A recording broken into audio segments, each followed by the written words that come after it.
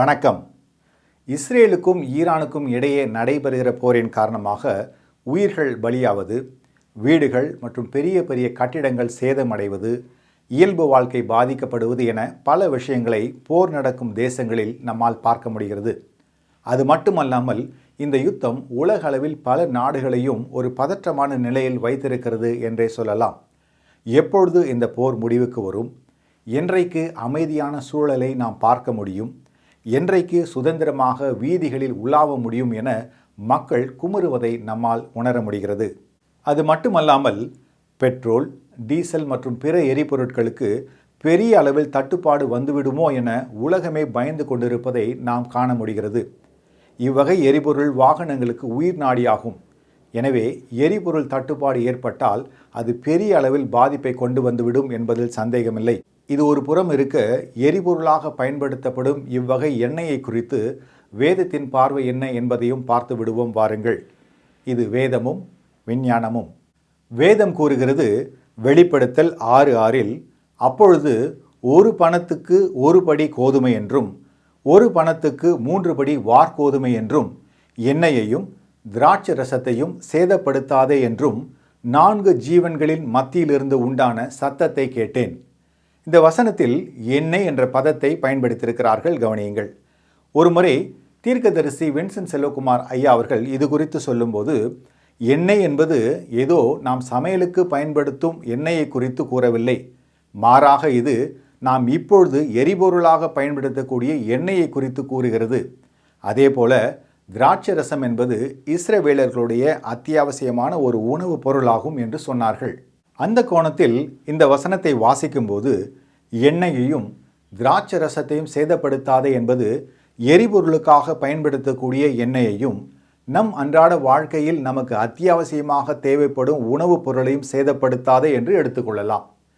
சேதப்படுத்தாதே என்று கர்த்தரே எச்சரிப்பாக எழுதியிருக்கிற போது அதையும் மீறி சிலர் எண்ணெயை சேதப்படுத்தினால் என்னவாகும்?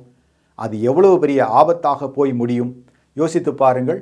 இதை குறித்தே நாம் இன்றைக்கு ஆழமாக சிந்திக்கப் போகிறோம். எரிபொருள் தட்டுப்பாடு அல்லது எரிபொருள் முற்றிலுமாக கிடைக்கவில்லை என்றால் என்னென்ன பாதிப்புகள் உண்டாகும், என்னென்ன துறைகளில் உண்டாகும் என்பதை நாம் பார்க்கலாம். போக்குவரத்து துறை. போக்குவரத்து என்பது மனிதர்கள், பொருட்கள் மற்றும் சேவைகளை ஒரு இடத்திலிருந்து மற்றொரு இடத்திற்கு நகர்த்தும் முக்கிய அமைப்பாகும். இது சாலை, ரயில், கடல் மற்றும் வான்வெளி போன்ற பல வழிகளை உள்ளடக்கியது. பொருளாதார வளர்ச்சிக்கும் வர்த்தகத்திற்கும் தினசரி வாழ்க்கைக்கும் போக்குவரத்து மிகவும் அவசியமானதாகும். நான் இதை சொல்லும்போதே இதன் வீரியம் உங்களுக்கு புரிந்திருக்கும். எரிபொருள் தட்டுப்பாடு உண்டாகுமேயானால் அல்லது எரிபொருள் முற்றிலுமாக கிடைக்கவில்லை என்றால் வாகன போக்குவரத்து, மின்சாரம் இல்லாமல் ஓடக்கூடிய ரயில்கள், கப்பல்கள் மற்றும் வான்வழி போக்குவரத்து முற்றிலும் பாதிக்கப்பட வாய்ப்பு இருக்கிறது. இதனால் விலைவாசி கிடுகிடுவென உயர வாய்ப்பிருக்கிறது. அது மட்டுமல்லாமல் அத்தியாவசியமான உணவுப் பொருட்கள் உள்பட நம்முடைய தேவைக்கான எல்லா பொருட்களுக்குமே தட்டுப்பாடு ஏற்பட வாய்ப்பிருக்கிறது. பிற தொழில்கள். வாகன தொழில் செய்யும், அதாவது கார், வேன், லாரி வைத்திருக்கும் உரிமையாளர்கள், அதை சார்ந்த தொழில் செய்யக்கூடிய ஓட்டுநர்கள் லட்சக்கணக்கில் பாதிக்கப்பட வாய்ப்பிருக்கிறது. மேலும் பெட்ரோகெமிக்கல் தொழில்கள், பிளாஸ்டிக் தொழில்களில் ஈடுபட்டிருக்கக்கூடியவர்கள் பெருமளவு பாதிக்கப்பட வாய்ப்பிருக்கிறது. அதே போல விவசாயத்திற்கு பயன்படுத்தப்படும் உரங்கள் தயாரிப்பில் தட்டுப்பாடு ஏற்படலாம். எனவே விவசாயமும் பாதிக்கப்படும் அபாயம் உள்ளது. விவசாயம் என்பது ஒரு நாட்டின் முதுகெலும்பாகும். விவசாயத்துறை பாதிக்கப்படும் போது பெருமளவில் உணவு தட்டுப்பாடு உண்டாகும். இந்நிலை தொடர்ந்து நீடித்தால் காலப்போக்கில் உணவு பஞ்சத்தையும் ஏற்படுத்திவிடும். மேலும் கட்டுமானத்திற்கு தேவையான பெயிண்ட் உட்பட பல மூலப்பொருட்கள் செய்வதற்கு கச்சா எண்ணெயிலிருந்து எடுக்கப்படும் எரிபொருள் தேவைப்படுவதால் கட்டுமானத்துறையும் வெகுவாக பாதிக்கப்பட வாய்ப்பிருக்கிறது.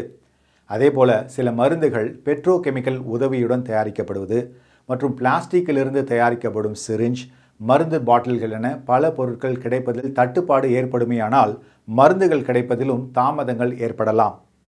எனவே எரிபொருள் தட்டுப்பாடு ஏற்படுமேயானால் அது போக்குவரத்து, பெட்ரோகெமிக்கல், பிளாஸ்டிக், விவசாயம், மின்சாரம், கட்டுமானம், மருந்து, வாகன உற்பத்தி, டெக்ஸ்டைல், உணவு விநியோகம், retail shops, IT, data centre, சுற்றுலா, ஹோட்டல், லாட்ஜ், மீன்பிடி தொழில்கள் என பெரும்பாலான துறைகள் முடங்கிவிட வாய்ப்பு இருக்கிறது என்பதில் நமக்கு சந்தேகமில்லை.